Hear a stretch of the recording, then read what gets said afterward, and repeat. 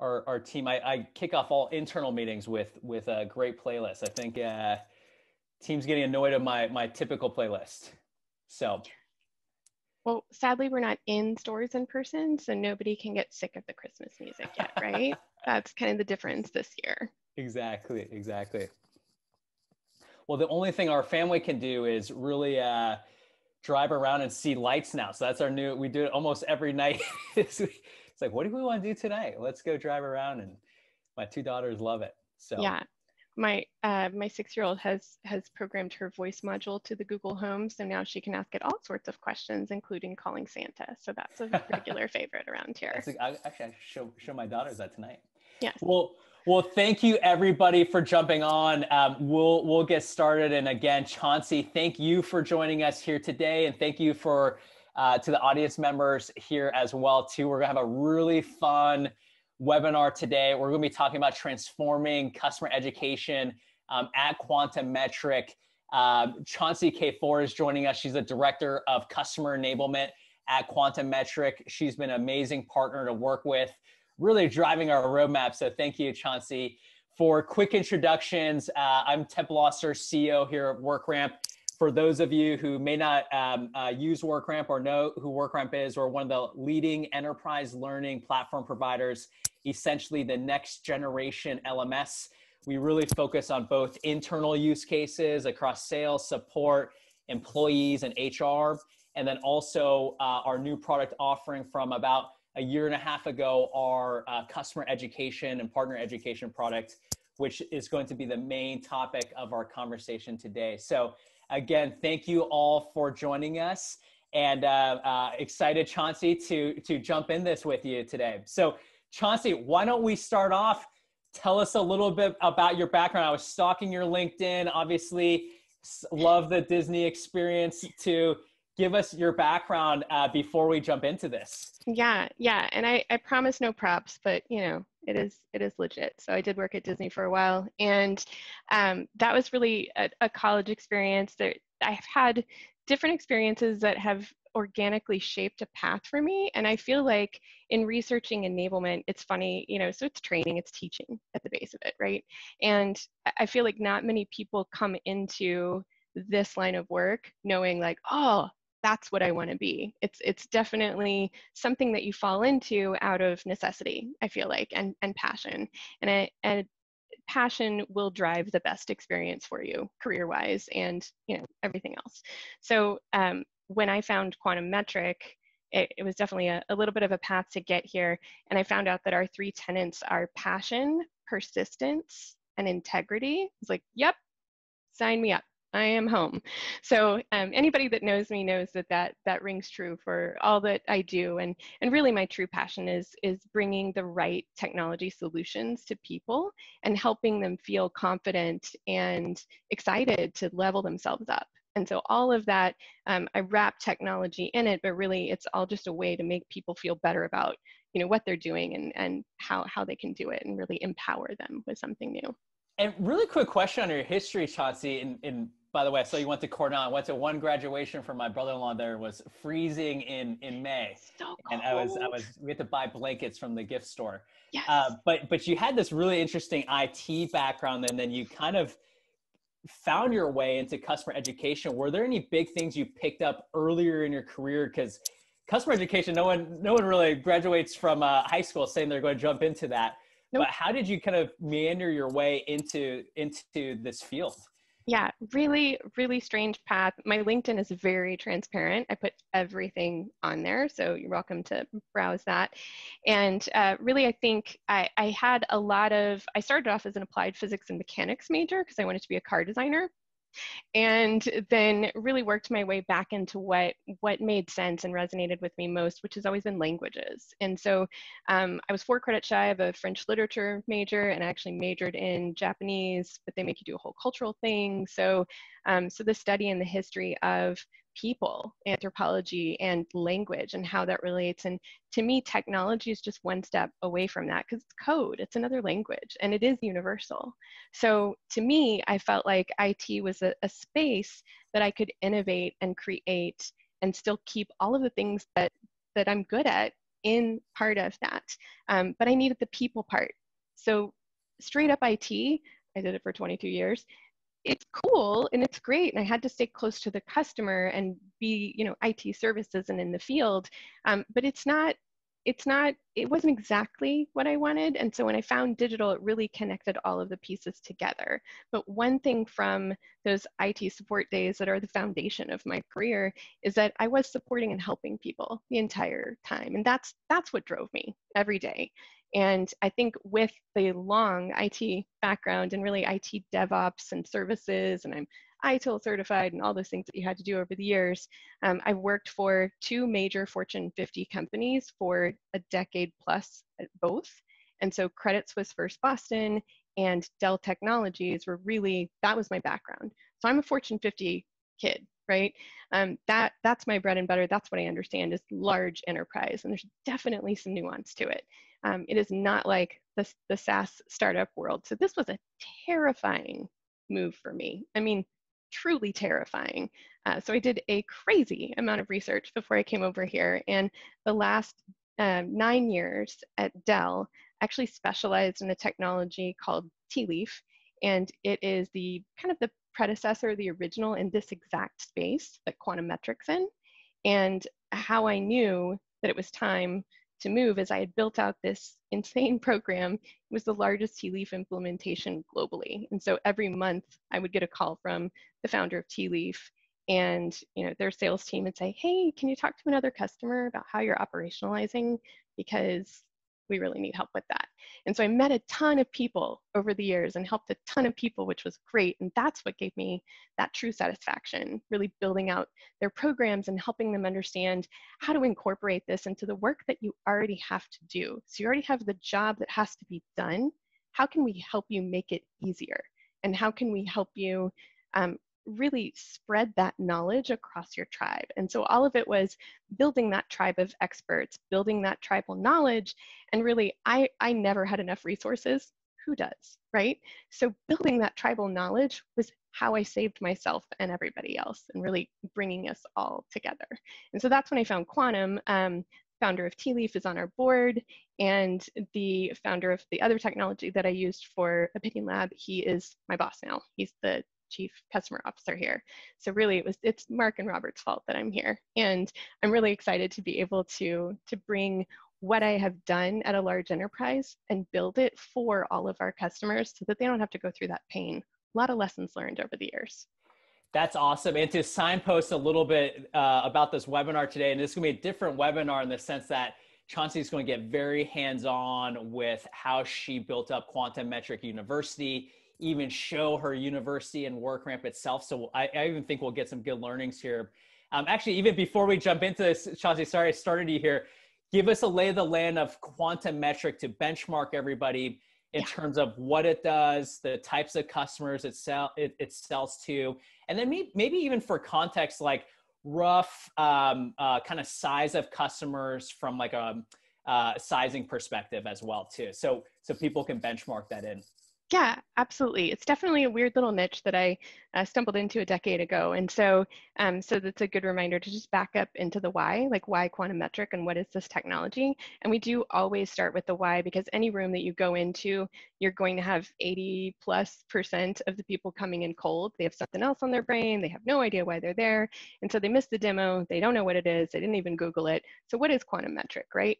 So you have analytics tools that are on the market, a ton of them, and those give you the data, right? And you'll see some visualizations to map out maybe your customer journey online. So for websites, any digital property, websites or applications, what is the data behind it and where people are going, what they're doing within your website to make it better, right?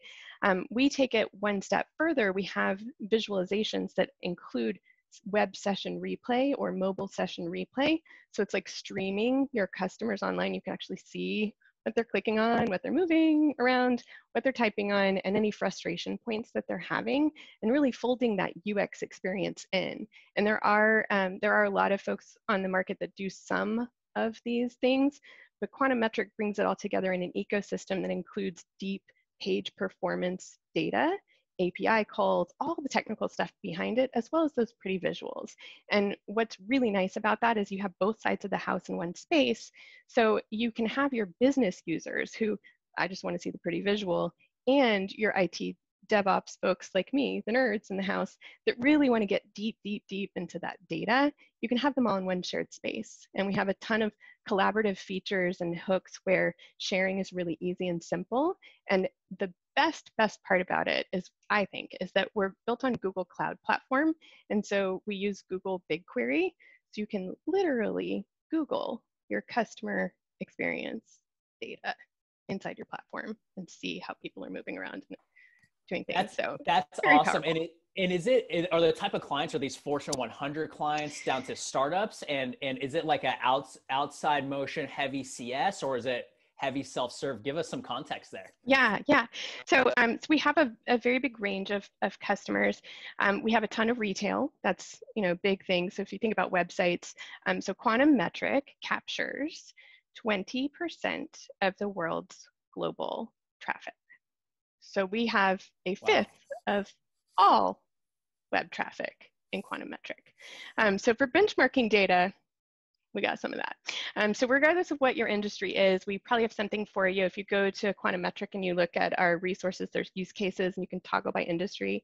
The primary ones are retail, financial, travel, which is, we're going to get back to it. We got all those airlines waiting. It's going to happen. And then we have, who am I forgetting? Telecom, some very major, large telecoms with some initials that you would recognize. So we have some really, really big customers, as well as, some of our customers have 1,000 people in Quantum Metric within 10 months. So we have some really big clients. So we definitely had some scalability issues to hit as far as training went. Well, if you're when I started. If you're doing a fifth of the world's traffic there, I'm sure you run into this. So yeah. So not with our product. Our product is good. We got Google behind us, but yes. with training, and that was really, we had the knowledge base and some of the basics when I started, but we didn't really have a lot else. And so that has been my focus of, those top questions, we got to just answer for people. Like they got to get in and get to it. And we have to have interactive training, because I don't know about you, but if I look at a slide deck or an article, if I'm forced to click on something, that sticks. Yep. Well, that's great. Hopefully AT&T could see when I'm in their app and clicking on the wrong thing. I didn't say it. And they could see what's going on too. I don't even know if they're a customer, but the technology is great and it's super useful, and you guys are really pioneering this space. So with that being said, hopefully everyone has a good understanding of what Quantum Metric does for the market, the types of customers they work with. Chauncy, let's jump into it then.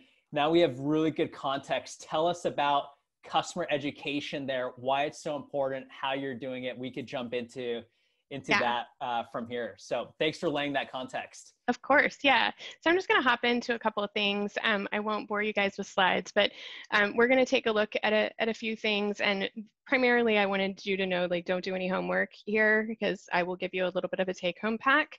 And we'll go through what the 3 tiers of enablement are at Quantum and how I see the build happening all together in concert and really building that tribe. And then our build, a little bit of a demo, and a couple takeaways. So when we get in, you get the slide, you're going to get somewhat of access to Quantum Metric University. If you want to go deeper, just holler. I'll give you any kind of demo you need and get in deep, and we can get super nerdy if you like. So I'm all in for that. So Quantum Metric is at learn.quantummetric.com. Very simple. And you'll get this recording, of course, with my little drawing. Okay, so why enablement? Who cares? Well, it's all about a story.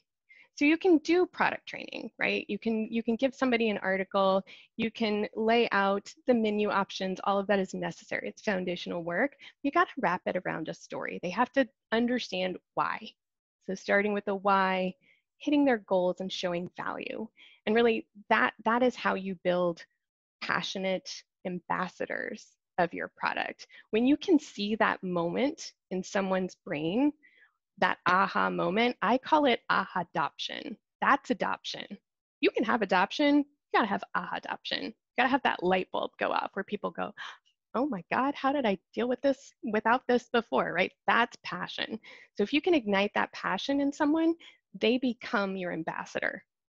I did, right? What did I have in it 10 years ago when I saw the product that I ran at Dell for a vendor? I was so excited about it. It made me fall in love with technology again. I wanted to show everybody, and that's what I did. And we ended up with 1,392 users across Dell globally, over 37 primary teams. It was crazy. So we just had a ton of people, and it was all driven from passion and just authentic. This is awesome. I've never been able to see this before. This is going to help me do what I already have to do so much better. Chauncey, quick question for you. Yeah. Did you ever have a customer at like one of your customer conferences come up to you? Any cool story where you were so proud of building that type of ambassador? Like maybe tell us a cool story if someone ever came up to you that way. Yeah, and we didn't rehearse this, but one that I'm going to try not to waterworks, but yeah, someone said, he came up to me and he said, you know, I have been using the former product for years, and I just learned from you in 30 minutes more than I ever have in any demo, in any article, from any consultant. So thank you, because now I know what to do next. And that alone to me, like that's what I'm here for. So having people hit that point where they think there's nothing new, but then they come in with those fresh eyes and you can show them peer-to-peer something new, because that's what it's about. It's about that peer-to-peer connection. And that's why I think it's so important that I'm from the other side, right? I'm a practitioner. I'm not a SaaS small startup person. Like, this is not where I normally am. And that's good. It's pushing me in different ways. And it's also delivering that value of that hopefully that peer-to-peer connection with our customers. So I think it's really valuable. That's an amazing story. Thanks for sharing that. Yeah. And, you know, so that's really building engaging content, I think there's a couple of ways that you can do it, and definitely different formats. You know, I'm happy to dig in deeper with that with anyone after class, but really building those stories in. And so the stories from the field where, you know, if you can't have peer-to-peer learning in your content, which that's a little bit hard, you can sprinkle some quotes in there, but really getting those workflows in there around something real that happened in the field, and getting that tribal knowledge from your field teams to write into your content is critical. Even if you have to ghostwrite for them and just interview, but really getting that content in there is very important, because it makes it accessible, I think, for people. And then after you build your product training, but more engaging, then you have to build up your teams. So you have to build that knowledge internally, and you have to make sure that everybody internally understands why they're here. Even your finance people, your legal team, they have to know and love your product to some extent. And so everyone at our company, Mario, our CEO, has asked everyone to take fundamentals training, because if you don't know what product you have and the goodness that it brings to your customers, why are you here, right? So just getting that initial training and everybody understanding and being on that same page, I think is really helpful, because it builds that community inside as well in your company, because you're here for the product and the people. And so you got to bring those two things together. And that also helps people grow. So not only are you building, it's not just about product training, but having it all in one space, having your internal enablement with your product enablement and having it flow together nicely just shows people where they can go. So I think that's really helpful. And then you've built up part of your diverse tribe of experts at that point. And the last piece of it that I think you grow to, and this is what we're focusing on for 2021, is really building that partner growth. And so that's your expanded network of, they're not totally internal employees, but they're not customers, they're that in between. So you gotta have those top two pieces built out a little bit before you can bring the partners in. And our partners are already, we had this super jazzy, awesome post from one of our partners yesterday in LinkedIn. And it's true, like I can feel it. Like I was with Laura at the conference earlier this year, and she went through our QMU training, and she gets it, right? She just gets it. And it's at a different level to where I can see what she's doing with the partnership, and it's really exciting. So yeah, so it's all about ramping faster, right? And you can only do that with a single version of the truth. So having everybody in the same space, that's what continuous product design is about, and that is all about what Quantum Metric does. So having those business teams, those IT teams, your internal teams, your customers, having everybody in one space in a collaborative way. We know this year now more than ever, if you didn't have Slack or Microsoft Teams before, you have it now, because you have to be able to collaborate. And it's being in that same space and being able to just click a button, add a note is critical for anyone. Did you, and quick question there, Chauncy, Yeah. real quick, did you ever, before you go into the work ramp portion, Yeah. Yeah. was it ever hard to get, I know a lot of customer education professionals get pulled in the sales message, the marketing message, the CS message. I feel like Quantum Metric has done a great job aligning on one single message. Any tips that you've learned from that, from your time, especially as it relates to customer education too? Yeah, yeah. Well, I think it's really important to define your why as a company. And it's a Simon Sinek thing, but it's an everybody thing. I think everybody needs to understand why they're here and why they're doing what they're doing. So what does your product stand for, and what is your true goal?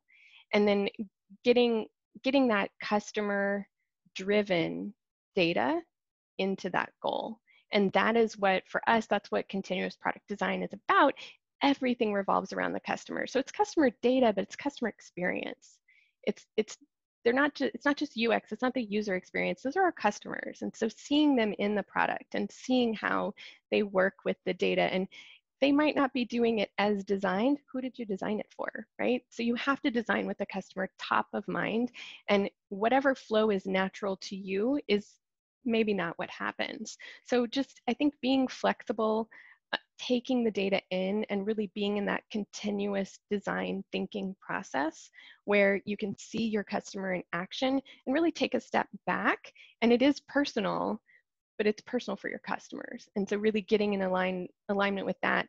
And I think command of the message, the traditional tools of sales enablement, I think they apply all the way across. And so I think for me, this is about breaking down silos. The more silos you have, the harder everything is.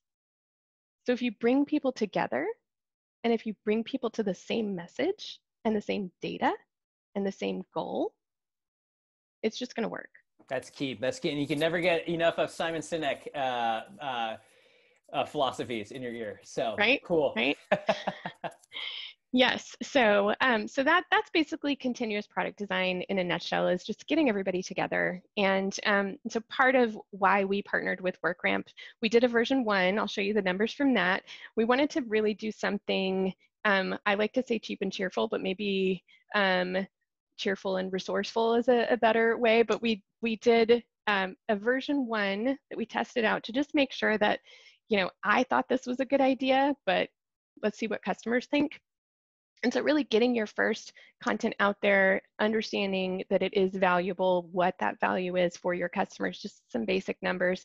And then you take that next step to really investing in a system, a solution for it. And we were looking at learning management systems, and it is rough out there. So we looked at a few and tortured ourselves for a little while. And then my partner in crime on the sales enablement side, Trevor, he was looking at WorkRamp. And I was like, wait, what does that do? And he said, well, it's sales enablement, but it's a learning management system. Like, okay, we're not going to buy 2 learning management systems. Like, if you've ever been to our COO, he's not good with the purchasing of multiple tools. And I was like, that's silly. That's inefficient. Like, we need one content library, because I'm really curious about your command of the message content. Like, I find that very interesting. Everything they write is like, that's really cool. I like that. I'm not a salesperson, definitely separate from sales. Don't want to do that. But I appreciate it, right? It's a different art form. And I think when you bring everybody together, and if that is our message, we need to all be on the same page. And so having one content library, critical. Having internal, external partners on the same space, critical, but obviously with that firewall. And you guys didn't have academies at the time. So we are 5 days away from the 1-year anniversary of you launching academies to me. And thank you. So December 15th of last year was when we wrote in the contract, like, y'all gotta give me academies for this thing to work. And you did, you totally did, you delivered. And it's amazing. So you put all the pieces in that we needed, and it's called Work Ramp, but it's really for everybody. It's not just sales enablement. So thank you for being that scalable solution and a great partner that we needed at the time. Great, and we're glad we found you. So excited to see what you built here. Yeah, so continuous product design. This is what we're doing, right? And you guys have experienced a little bit of it, basically perfecting our digital products together with the customer in mind. And here are those crazy numbers. So we had 50 customers in Google Classrooms. It was fun for our first version, and about 5 certifications a month. So it was steady, it was fine, it was a good trickle, and great feedback. And all of the feedback from our first early adopters for Google Classrooms, all of it was UX related. Like, I don't know where to click, this is not obvious, I can't see my progress, all the things that a learning management system, you're like, okay, we need a learning management system. And then the certifications, I had to show my product analyst that I just hired last month, I had to show him the old spreadsheets that I used to use on my Google Forms to get some of these numbers. And I was like, this is embarrassing. Let me just get some of this myself, because it's embarrassing that we had to use this many spreadsheets to get to this information. So yeah, so getting all of this, and thank you, Ethan, if you're on, for gathering these numbers for me and kind of spot checking my crazy spreadsheets. But now it's easy. So we have over 1,800 learners in WorkRamp this year. So from February to now, over 1,800. 1020 of that for Q1 and Q2, just customers and partners, so not QMers. And then 176 average certifications a month. It's around 200 with us in the mix, because we're onboarding 90 people in 90 days. So, and we all have to get fundamental certified. So there's a heavy QM addition to these numbers, but these are all just customer numbers. And if you take a look at certification rate, it's gone down, but I'm okay with that because the traffic's gone up. And so we're getting more eyeballs. And I think out of all of these numbers, the most important thing to me is that 74% of our 111 accounts have certified customers at that company. So to me, those are my ambassadors, right? Chauncy, I was going to ask, and you don't have to give any customer names here, but were there any cool stories where either the CEO or a sales rep came to you and said, "Thank you, Chauncy, for the great customer education you provide"? Is there any cool anecdotal stories? There's a on the spot question. Yeah. No, we're actually building out a customer love page, and some of those quotes are definitely going to come for the product training, because I think what's great about this is it works in perfect concert with our field team, because they can do a demo and literally click in, and I'll show you that. And we'll actually just hop right in. I'm going to show you how it works together, because it is pretty cool. So you guys have heard a little bit about my story. We'll go in to a little bit of it here. This is my dog. Gotta have a dog picture, right? And so as we get in, Buchanan is my co-pilot here in my home office. So he gets a little bit of a spotlight. But as we come into to Quantum Metric, and it'll refresh in just a second here. It's feisty at me because I had a few tabs open. Always up at the top, we've built, and this took a little engineering uplift, but a little help menu everywhere within our product. And so no matter where our customers start or when they come in, if they are overwhelmed with the visuals, or they can't remember what happened at that demo, or gosh, I don't know where that email went with that recorded link or those notes, no big deal. Help menu always there for them. And so this will allow them to start with something simple, like these product tutorials. And those are all under 10 minutes, and they're just going to do a modal that pops up over the screen. So what's really nice is the intro and the search and segmentation one is right there, because those are the pieces that are always top of mind. And then the third tutorial is contextual to the part of the platform that you're in. And so I think these alone, circling back to your executive and, do we get shout outs from the field? People say, thank you for putting these in the product, because it is so critical to have just that line of help, that phone a friend right up at the top, those quick reminders of what's going on.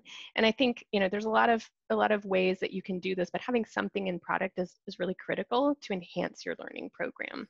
You're saving the late night call to a CSM to walk them through the start of the product. Yes, save the CSMs, especially from those like custom recordings that, always have to happen.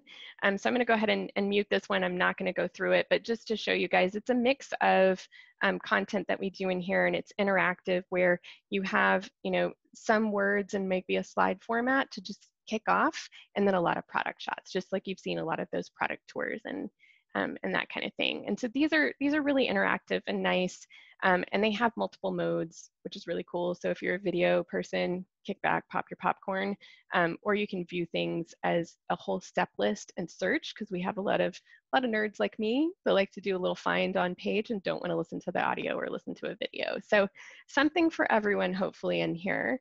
And then the idea is it's a progression, right? So you want to build knowledge. You don't want to force anybody in. It's that push-pull, kind of mentality.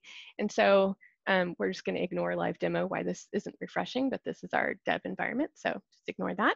And then if you come past these the top tutorials, those are your short, I'm getting you in, it's a little bit of a hook, right? Or help. And then down at the bottom, we do have our help and knowledge center and all of that. But the middle part is our QMU piece. And so clicking that takes you directly into Quantum Metric University. And this is WordGramp Academies, right? So this is what we're built on. And so what's really nice about this, this little guy now goes right back. So you can go back and forth in separate tabs and keep the learning environment and your product open together and learn and try it out kind of at the same time. And so that's really what we recommend, is keeping, your quantum metric open and Quantum Metric University at the same time, and going back and forth and trying those out together. Yeah, and so when I'm in here, anybody think where I should click first? Anyone? I would maybe click on the fundamentals. What that'd probably be my first guess. Yes, and so that is most people's reaction, right? I'm just going to click on the first card. I'm going to click on that first card, and that's great. Get them in any way you can, right? If you are part of the 31%, not kidding. Where did it go? Yeah, the 31% that actually scrolls down to that second row of content, so not many, and interacts with it, then you'll get some really sweet content in our Get Started. And so some of what we recognized in the beginning, and I kind of knew this, but it's nice to have the data to back it up, is nobody's going to go below the fold. Nobody does that, right? 31% do, so not nobody. Not many. So any assets that we have down there that we really wanted to call attention to, we really appreciate you guys sticking some header links in here. So if folks are lost, header links do help. And I have data to prove that the header links work. And then one other thing that we had you guys add in for us, the breadcrumbs, those were really helpful too. So when we come in here, you have all of these beautiful cards and options, but pretty much people just click on the first one. And so we want to make sure that because folks aren't going down to that Get Started, that they get the why, and that they get some of those welcome, assets right in the beginning. And so I am going to just click on the why and show you guys. I already have it open here. This is that I missed the demo. I'm coming into the room cold. And for our audience, they're clinging on to maybe like an Adobe Analytics report, and they have that hurdle in their mind. Like, I don't want to learn something new. Someone told me I need to come here, but I don't want to learn this thing. How's this going to help me? And so you have to get over that first kind of icebreaker. Like, it's cool. Let's level set. Let's just kind of set the stage for the room. And so really showing people what this new thing that they've never heard of is and why they should use it. These are all assets from our external website. They click back in. It's just pieces curated for this particular short attention span. I just need the highlights audience. And what we found through feedback is really people need to know these simple bullets. Why am I here? And then they very much need to understand that this doesn't necessarily replace anything in your tech stack. It's something you've never had before. You've never had this visibility. It's very different. There's not just a heat map or just a replay or just an analytics report or just performance data. It's all of that combined together. And so really, it is a continuous product design ecosystem. We're in the middle, just kind of bringing everybody together. And so that's where we are. And if you don't believe me, we have a peer reel. And what's great about this was actually shot at our LEAP conference, our first user conference, which I keep wanting to say last year, but it was this year. It was in February. It just seems like, when did that happen? So long ago. So February of this year was when all of this was shot, and we have some really great customers in here, some top airlines, some top retail that you will definitely recognize. So if you're curious about who our customers are in here, there they are. And then we do have the Senior Director of Delivery Engineering of Netflix, Andy Glover, who said, continuous product design is what we do, we just didn't have a name for it. So to me, very impactful. And Chauncy, I love how you evangelize the why of quantum metric. Let me ask you a question around your philosophy of content. I think a lot of the people on this webinar would love to hear it is, when you think about great content, you have different kind of schools of thought. You have like the trailheads of the world that have a lot of bite-sized content. Yep. You can go more in depth because your buyers is pretty advanced too. Where do you sit on the spectrum, given all your years of customer education, in terms of the best type of content we should look at delivering for our customers from a customer education standpoint? I think, there's not one answer for that. I think you do need some of the basics for everyone. Everyone expects help articles and kind of that one pager. So my answer for some of those things, we have snapshots that are product feature snapshots, and they're really visual glossaries, right? So if you take a look at that, we have some of these immediate assets. I'll show you the one for replay because that's the most visual. But what is it? And it always starts with why. What's the value? Why am I here? Very briefly, and then gets to what people want to know most. Like, cool, I can see a replay, but who cares? That's one person. Well, you can share it. You can segment off of it. You can put annotations in it. Like, you can go pretty dang deep with this thing. And so what I mean is, you can go real deep with our replay, like serious. It's not just kicking back and watching a movie, right? So we can get into, I don't know, API timings and waterfalls and network and all of that stuff, whatever you want. So all of it is in here, and it is potentially, a lot of information. So bite-sized pieces is very important. So I think you have to have a mix of content. And so snapshots, those one pagers, that's one of it. I'm going to use the handy breadcrumb because everybody loves those, statistically speaking. We have the data to prove it. And really mixing it up where I'll go into this first fundamentals course. So we have some of these resources that are, again, on that same page, one page, give me a little bit of information, and then you ease people in. So it's just like in the product where you start with a shorter, give me 5 minutes, 6 minutes, pick the way that you want to play it. You want to kick back and watch a video? Cool. You want someone to speak to you and kind of walk you through it and make you click along? Great. We have a couple of options for you. And then easing them into fundamentals where we'll give you a little bit of goal setting. And again, I think some of this is really important. If you keep your beginning assets to shorter timings, you're not going to scare people. You're going to keep their attention. And I think what's great about this is anybody on this call right now, even if you don't have access to quantum metric, you can come in and you can see this view. So before you hit SSO, before you commit, before you click, you can see what you're getting into. So I really appreciate this course overview design and your card designs because they give you enough information at the time when you need it as you go. And so, when we click in here, then we can say, okay, I need to maybe understand what you mean by what is your goal. And we have inspirational use case library. This is what I was talking about, like, who are your customers? Who is that? Well, we have a few, and here are the industries, right? So if you are grocery and retail is not you, I don't care about financial services or retail and grocery, cool, we have something for you. So really approaching it where you need a little bit of something for everyone, and you need to just start in those small kind of digestible pieces. Sorry, it's like around lunch for everyone, I know, but so we won't go into grocery use cases, but really building to that end goal, and then having the more traditional, let's start with some use cases, then we'll go into some features. You know, maybe that's what you're looking for. Thinking about search terms and what words are going to resonate with your audience. I love that. I love how you even signpost down to the minute how long they would have to invest into that training. But I love the build from short to long, especially as it's like moving through a video game as you continue getting better. Yes, get your next level, right? Yeah, because if you start with a heavy like search and segmentation that's 55 minutes, people are going to be like, check please, I'm out.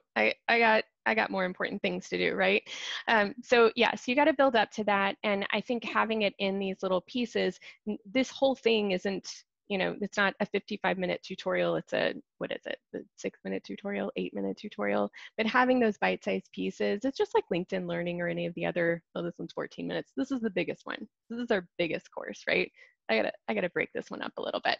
But, you know, we've seen that attention span is a little bit shorter. And so keeping things in those bite-sized pieces, that's our next version.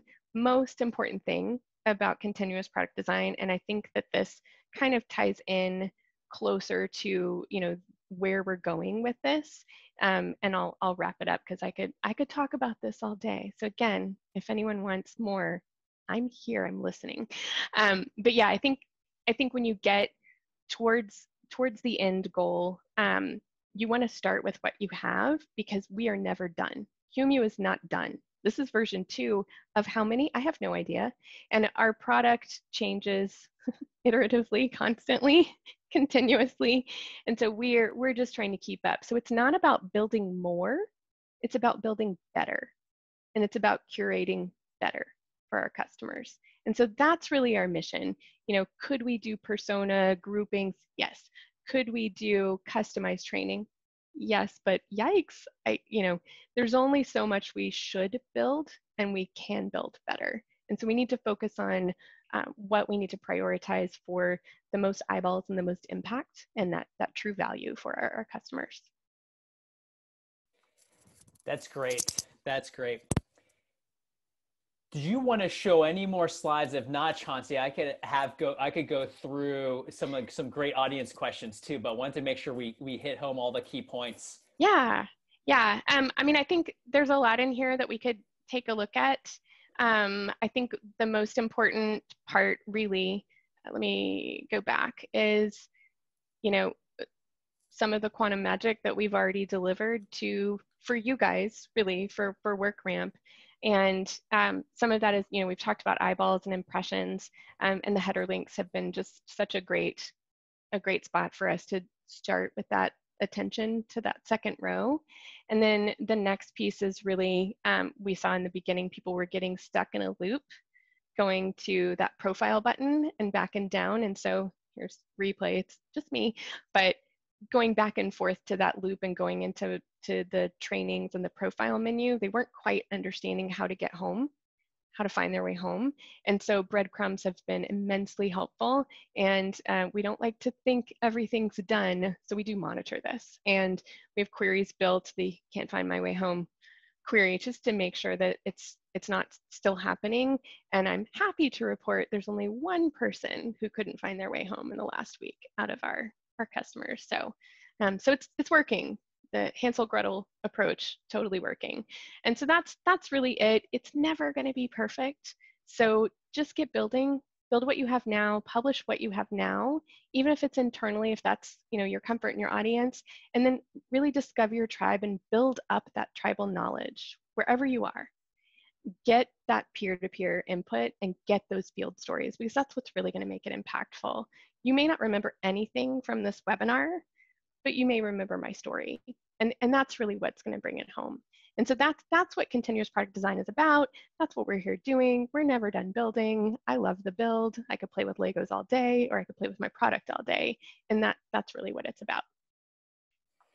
Well, that's great. And Chauncy, I think you've given good feedback in terms of, if you ever need a feature request, just send it over with quantum metric data analytics to prove your case. So tip for anybody out there working with vendors, send the data over and it will prove the point home. So thank you for all that feedback Yeah, through thank you. the last year or so. So we have some great, Chauncy, that was a great presentation, and we have some amazing questions from the audience, both pre-submitted and also during this session. There's a great one from Nick Prum here. So he talks a lot about, he actually asked, with the difference between that first round of certs to that next round of certs that you showed on that slide earlier, Mm-hmm. what was the big thing you thought that led to the leap from 5 to 176?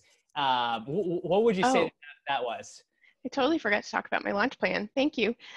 Yes, so that was one thing that we did and that we know worked. And so we're doing it again this year, next year. I keep getting my years mixed up. Where are we? So February 2020, February 3rd, 2020, we had our first user conference, and it's called Leap, Quantum Leap. I don't know if anyone remembers this super old show, but anyway, Quantum Leap. So we had our first user conference, and we had to launch Quantum Metric University, but the version 2 in WorkRamp with automated certifications and all of the goodness, because I was super hopeful that it would work, and it did. We had, I don't have those numbers.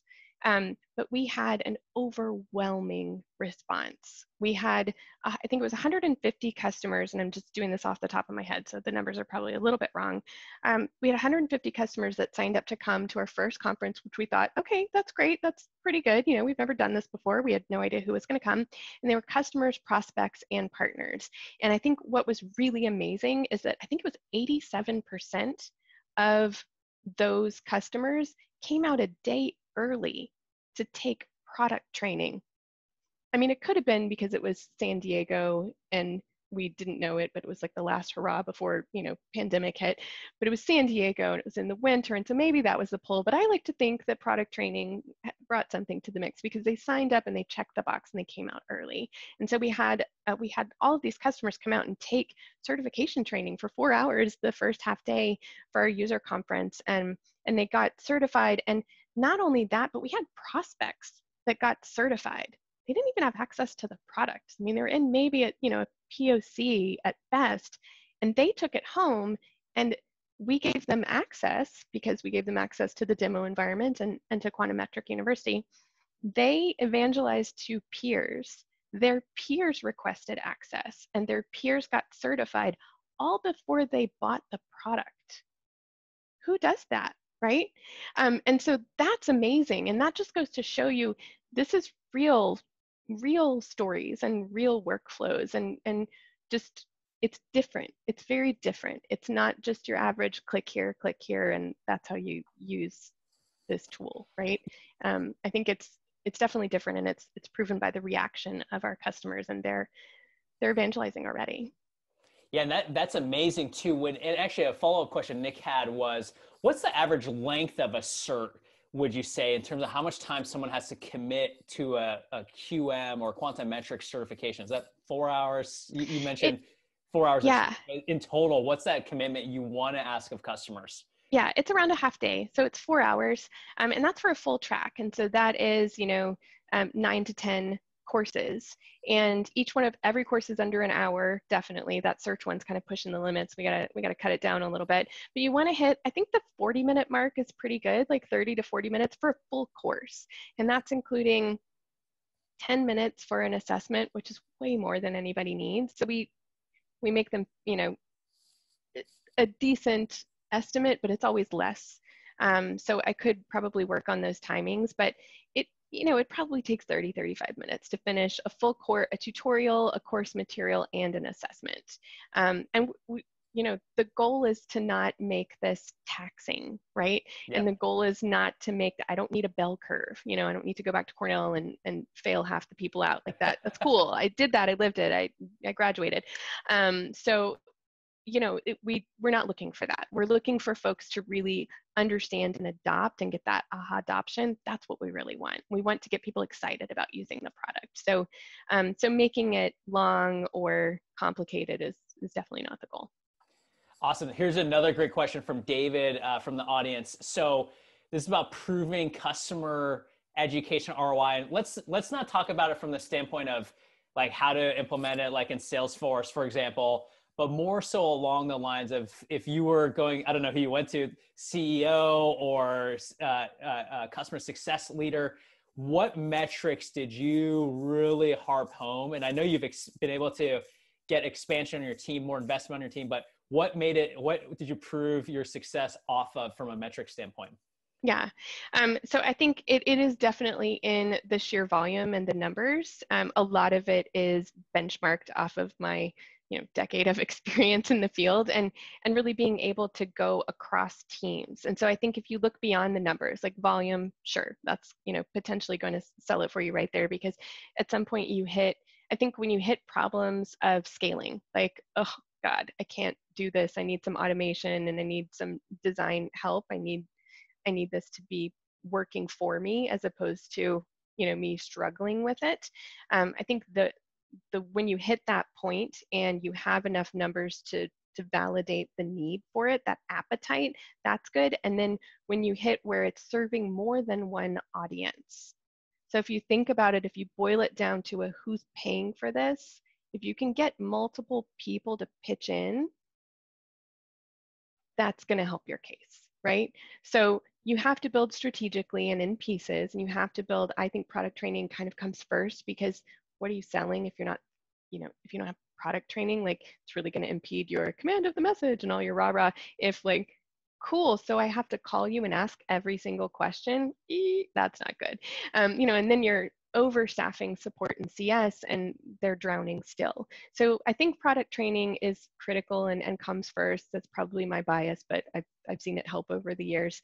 And so if you build in those pieces and you really position, product training is not just for your customers. You need this internally. You need this for your salespeople. They need to know what they're selling, right? It goes beyond the message. And it really, if you can have in a let's say in a demo situation, if you can have your solutions engineer who's a rock star, right? They know inside and out how to make everything look amazing and load and fantastic. If you can have your account exec say something authentic about, yeah, I did that the other day and it was so easy. Wow, look what I found.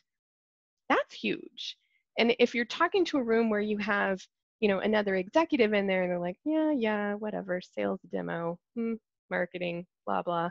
But if they have someone that's more of a peer, an account executive, that's saying, I can do that, I did that, maybe it resonates a little bit better. So I think getting everybody on the same page and really looking at it as an investment across your company will help build that case for you. And is there like one metric that you say, hey, this is the one I evangelize, for example, like The metric I've heard of is yeah, that's pretty good, is something like, hey, the total revenue that we've influenced or touched in our account base. We've touched over $20 million of revenue with customer education. Is there a number like that where you want to be known by internally when let's say at a board meeting, they could say, hey, we educated 1,000 customers this quarter. Is there a metric that you like? So we did just hit 1,000 certifications, which is pretty incredible. Nice. And the fact that I think that 74% of our accounts have someone certified at them, because certification, I mean, it's at least a 4-hour investment. So someone has spent at least 4 hours, more than that probably, in your tool, your product, right? But also in your learning content. And so the fact that that's the minimum amount that they've spent, which means they've at least spent a day, a full working day in your product, wherever they are in their process. To me, time is really critical. And so that time, but time is kind of fruitless if they're flailing around. What did they do? And so really getting to those adoption and that, I like to say agility curve. One of our marketing people through that in the other day, as opposed to the old maturity curve. But really, how agile are they in your product? Are they using those deeper functions? And so tying the metrics to, they took this course, here were the takeaways, right? Did they do those things? Were they able to click on those advanced features in that more options menu that we're really trying to promote because we think that they'll make it easier? Were we right? Are they even using them? And so really getting into some of those deeper questions and that deeper analytics, I think will prove out that agility curve for everyone. And it circles back to just leveling everybody up. And when you see tickets coming into your support queues that are not at the basic level anymore, I think that's how you know, ooh, cool. People are getting to the good stuff. They don't have to ask those top 10 questions anymore. We've got that taken care of, right? No more password resets. No more password resets. SSO, baby. Get it all in there, right? Last question. It's gonna be a rapid fire question, 60 seconds. We got it from the audience, from Andrea, talking about CSAT. How do you do CSAT for your courses, pretty much? How do you know they're successful? Yeah, very good question. And so I do sprinkle in at the end of every course, I put some optional, and I had one of our product designers harp on me that they all have to be optional, because I made a couple of them required, just like, I know you want feedback, but that ain't the way to get it. I'm like, all right. So, so optional feedback questions at the end of every course, and it's very simple. Most of them are, what was your one takeaway? And that's how I gauge, all of this, obviously with the volumes, it all has to be auto-graded, so it's all multiple choice questions, but those text open answers, what was your one takeaway? And I get everything in there. I mean, you would not be surprised, but a lot of things come out in there. And so that's really the heartbeat of the data. And then we do have a section, it's probably not time for me to screen share and show, but we do have a section of feedback at the bottom in one of those below the fold. It's like at the 20% of attention at the bottom, the third row. We have a feedback section with 3 surveys. And the first one is, what's first?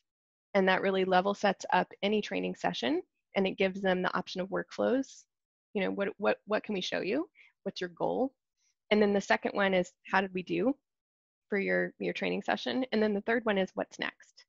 And between those, we can guide them along this process and really work with the content and with the live field trainings, and then gather feedback along the way and understand how we're doing. A star rating system like you have on the internal side would be super sweet. I would love that. So you just got another product request out of this. I love it. But I love how you go, I love how I think everyone relies on going quantitative with the Qualtrics of the world, for example, or Medallias, but it's we do really that too. Getting the qualitative, especially you could take the time to read through it. So yeah, it's important. Chauncy, this session was amazing. Thank you so much for joining us and sharing best practices. Even I loved it in this webinar. It wasn't just all talk. You actually showed the great products that you built too, and the great education you built. So thank you for spending the time with us.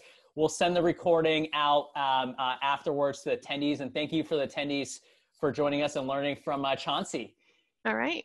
Thanks, everyone. I really appreciate it. Thanks so much. Have a great afternoon, and it's almost the weekend, so have fun. Cheers.